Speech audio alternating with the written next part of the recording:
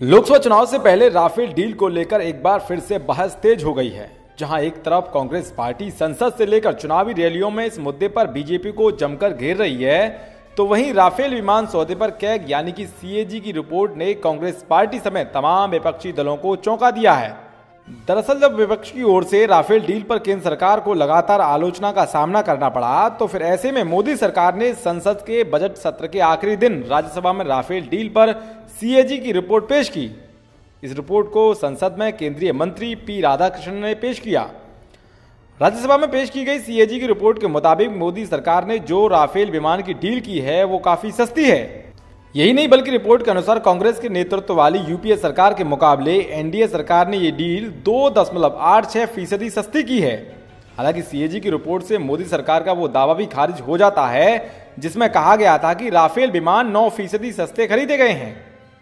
तो वहीं रिपोर्ट में विमान के दाम नहीं बताए गए हैं, लेकिन राफेल सौदे के दौरान मार्केट के क्या हाल थे और बाजार में किस तरह के दाम चल रहे थे उनके बारे में भी बताया गया है।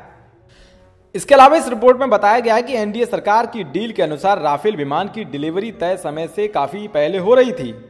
एक और पिछली डील में जहां 72 महीनों का समय लग रहा था, लेकिन अब सिर्फ 71 महीने का समय लग रहा है, जिसमें 18 विमान 5 महीने पहले ही भारत में पहुंच जाएंगे। दरअसल 36 राफेल लड़ाकू विमानों का यह सौदा पीएम मोदी के कार्यकाल में साल 2016 में हुआ था। इससे पहले यूपीए के कार्यकाल में 126 राफेल का सौदा हुआ था, लेकिन कई शर्तों के कारण आम राय नहीं बन पाई थी। तो वहीं संसद की कार्रवाई शुरू होने से पहले कांग्रेस अध्यक्ष राहुल गांधी, सोनिया गांधी, पूर्व प्रधानमंत्री मनमोहन सिंह और मल्लिकार्जुन खड़गे समेत अन्य कांग्रेस नेताओं ने संसद परिसर में गांधी मूर्ति के पास राफेल मुद्दे पर प्रदर्शन किया।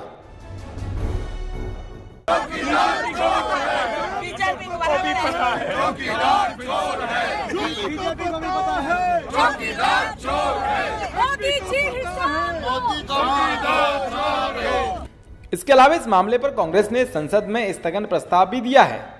राफेल डील पर राज्यसभा में पेश की गई कैग की रिपोर्ट पर अरुण जेटली ने ट्वीट करते हुए कहा कि महाझूठ गठबंधन का झूठ बेनकाब हो गया है और सत्य की जीत हुई है। बता दें कि राफेल विमान सौदे में कथित घोटाले को लेकर विपक्ष मोदी सरकार पर लगातार हमलावर है, जिसके बाद से ही कांग्रेस समेत अन्य पार्टियां इस डील पर कैग की रिपोर्ट को सदन में पेश करने की मांग कर रही थी। लेकिन अब सत्र के आखिरी दिन में केंद्रीय मंत्री पी राधाकृष्णन ने इस रिपोर्ट को पेश करके विपक्ष को आईना दिखाने का काम किया है। Yudhishthir Upadhyay, VK news.